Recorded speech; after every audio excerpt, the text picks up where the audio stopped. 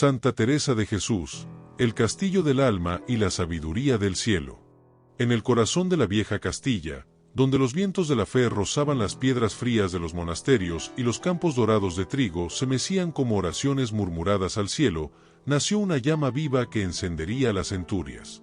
Corría el año de gracia de 1515, cuando la ciudad de Ávila, fortificada con muros centenarios y templada por la sobriedad de la meseta castellana, vino al mundo Teresa Sánchez de Cepeda y Ahumada. Aquella niña, hija de una noble familia de cristianos viejos, nació con el alma marcada por el fuego del cielo, y con un corazón hecho para la eternidad. Su anhelo no era de glorias mundanas ni de honores efímeros, era el deseo abrasador de poseer a Dios, de fundirse en Él, de arder como antorcha viva en la noche del mundo. La niña que ansiaba el martirio. Desde su infancia, Teresa mostró un corazón inflamado por la lectura de las vidas de los santos y por la contemplación de la gloria celestial. Fue una niña vivaz, de gran inteligencia, y con un espíritu inquieto que no se contentaba con lo superficial. Se cuenta que, con apenas 7 años, convencía a su hermano Rodrigo de escapar de casa para ir a tierra de moros, donde pudiera morir por Cristo y alcanzar la gloria del martirio. En su imaginación infantil, morir por Jesús era la máxima expresión del amor. Los halló un tío a las afueras de la ciudad, cuando iban decididos por el camino de Salamanca. El sueño del martirio se vio truncado, pero su corazón quedó herido por el ideal de una vida totalmente entregada. A partir de entonces, Teresa jugaba a ser ermitaña, construía pequeños altares en el jardín de su casa, y escribía con su hermano diálogos entre santos y ángeles, como si el cielo fuera ya una realidad presente. La juventud dividida, entre el mundo y Dios. La adolescencia la llevó a conocer los peligros de la vanidad. Su madre murió cuando ella tenía 14 años, y el vacío que dejó se llenó de lecturas de romances de caballería y de coqueterías propias de su edad. Teresa era hermosa, graciosa, de trato agradable, y empezó a gozar de la admiración de muchos. Pero su corazón seguía dividido, y una enfermedad que la llevó casi a las puertas de la muerte hizo que reconsiderara su camino. En 1535, a los 20 años, ingresó al convento de las Carmelitas de la Encarnación en Ávila. Aquello fue un acto de amor radical, pero también el comienzo de una batalla interna.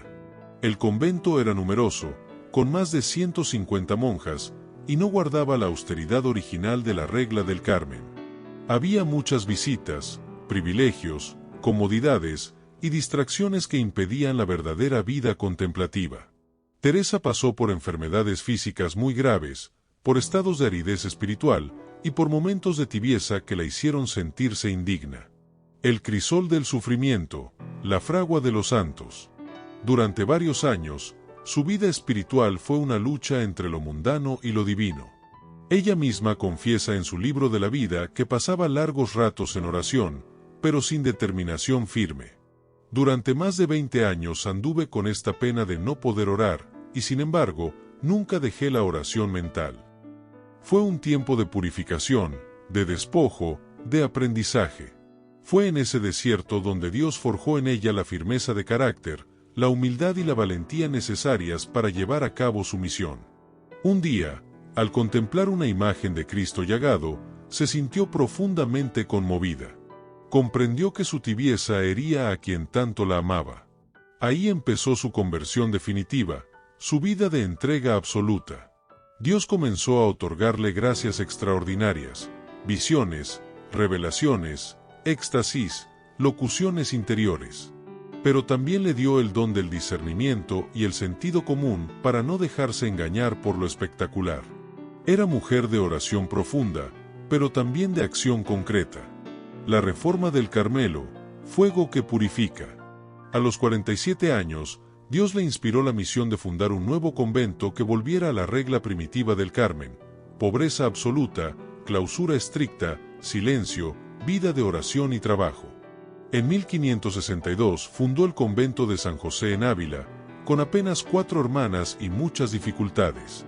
Las autoridades civiles y religiosas la vieron con recelo, incluso algunas monjas de su antigua comunidad la criticaban duramente. Pero Teresa no se detuvo. Con humildad y firmeza, defendió su causa y contó con el apoyo de santos como San Pedro de Alcántara y San Juan de la Cruz.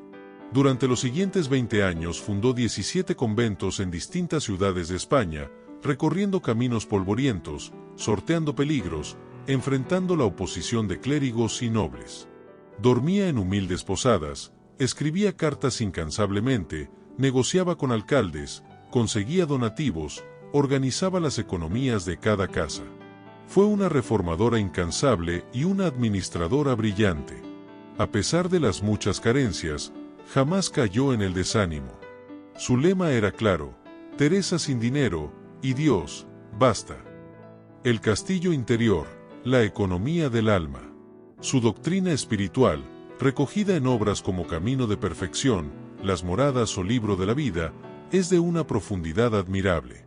En el castillo interior describe el alma como una morada con 7 moradas o etapas. En el centro habita Dios, y el alma debe atravesar un camino de purificación, iluminación y unión para llegar a Él. Este itinerario místico no es una teoría abstracta, sino una guía práctica para alcanzar la libertad interior. En su visión, la verdadera pobreza es la que libera el alma del apego a todo lo que no sea Dios. El dinero, entonces, no es malo en sí mismo, pero debe estar sometido al amor, a la voluntad divina, a la caridad. Teresa no despreciaba el dinero, pero sabía que su uso debía ser justo, prudente, orientado al bien común. Era capaz de regatear con banqueros, de planificar la construcción de un convento, de pedir donativos sin temor, pero todo con la claridad de que el verdadero tesoro está en el cielo. En tiempos de escasez, pedía a sus monjas que no se inquietaran, y les decía: Dios tiene muchos medios. Confiad, trabajad y orad. Todo se nos dará por añadidura. Esta enseñanza sigue vigente hoy. Vivir con fe no significa imprudencia financiera, sino saber que cada decisión debe partir del discernimiento, de la humildad y de la confianza en la providencia. Milagros visibles y milagros interiores. Entre los numerosos milagros que se relatan de Santa Teresa, están las curaciones inexplicables, los éxtasis durante la oración en los que se elevaba del suelo, las visiones de Cristo y los ángeles, y el don de profecía. Pero los milagros más profundos fueron los que ocurrieron en el corazón de quienes la conocieron.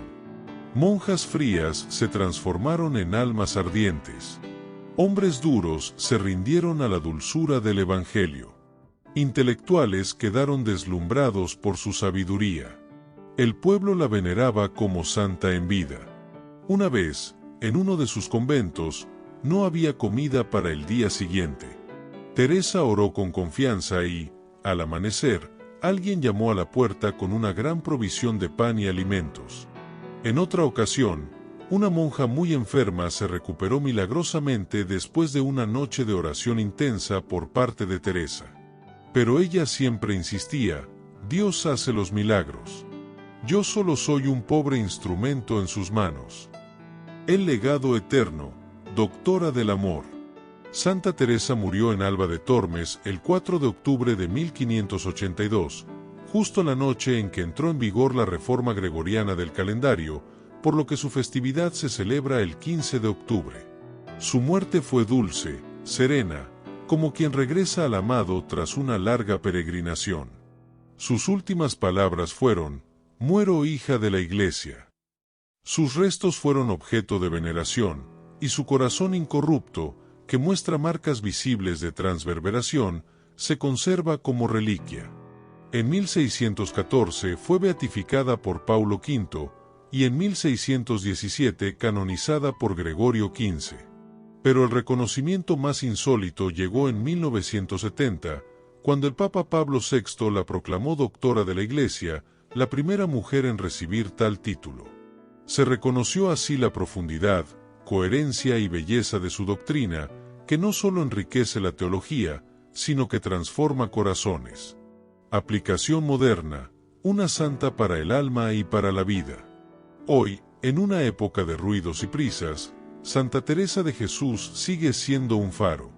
Su enseñanza sobre el equilibrio entre acción y contemplación, entre prudencia y confianza, entre pobreza material y riqueza espiritual, es más actual que nunca.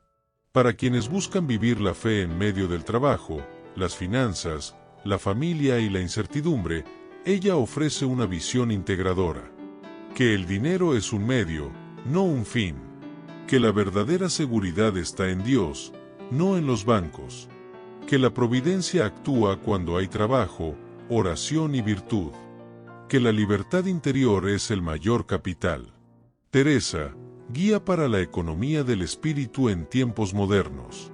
En una era marcada por la ansiedad del tener, donde la acumulación reemplaza muchas veces al servicio y donde la seguridad se busca en las cifras de una cuenta bancaria, la voz de Santa Teresa resuena como un llamado a invertir en lo eterno. Para ella, las verdaderas finanzas del alma se administran en silencio, con oración y con obras. La rentabilidad del alma no se mide en intereses, sino en frutos de caridad, humildad y paz. Muchos empresarios y fieles modernos han encontrado inspiración en su visión del desapego. Una vida ordenada interiormente conduce a decisiones financieras más éticas y justas. El comerciante que busca servir al prójimo, el agricultor que ofrece sus cosechas con gratitud, el joven profesional que administra su salario con generosidad, todos pueden ver en Santa Teresa un modelo de equilibrio entre lo espiritual y lo práctico. En sus cartas, Teresa animaba a sus benefactores a donar no solo bienes, sino involucrarse en el ideal de vida que proponía, una existencia donde el dinero es herramienta para construir comunidad, no barrera para el egoísmo. Su reforma no fue solo religiosa, sino también una revolución económica de la caridad. El rostro de Teresa en el arte, la devoción y la cultura. No solo los muros de sus conventos conservan su memoria. Su rostro fue inmortalizado por artistas como Francisco de Zurbarán y escultores como Gregorio Fernández. Pero más allá del mármol y la tela, está viva en las novenas, en las letanías, en los rezos de tantos fieles que cada 15 de octubre la invocan con devoción. En muchas regiones de España y América Latina, se le pide ayuda en momentos de crisis financiera, de enfermedad o de decisiones importantes. Es patrona de los escritores, pero también de los que buscan consuelo. Es guía de almas contemplativas, pero también de almas cansadas por las dificultades cotidianas. En ella, cada creyente puede encontrar una hermana mayor, una maestra espiritual y una administradora sabia del amor divino. Conclusión: una vida que enseña a poseerlo todo sin tener nada. Santa Teresa de Jesús enseña que se puede tenerlo todo cuando se vive en el amor de Dios, que se puede ser rico sin poseer bienes, y que la verdadera pobreza no es carecer, sino apegarse. Su vida es un manifiesto espiritual, una empresa divina, un legado de equilibrio entre la mística y la vida práctica. Su invitación permanece abierta para todo corazón que desee recorrer el castillo interior, dejar las vanidades, abrazar la verdad, caminar con fe, servir con alegría y descansar en la morada de Dios. Y desde allí, administrar con sabiduría no solo los talentos materiales, sino también los dones eternos que conducen al alma al cielo. Así, su voz resuena con más fuerza que nunca en nuestro tiempo: no os espante la pobreza, solo espanta el alma que no se da. Y quien se da, lo posee todo. Porque en el lenguaje de los santos, como en el de los sabios, solo Dios basta.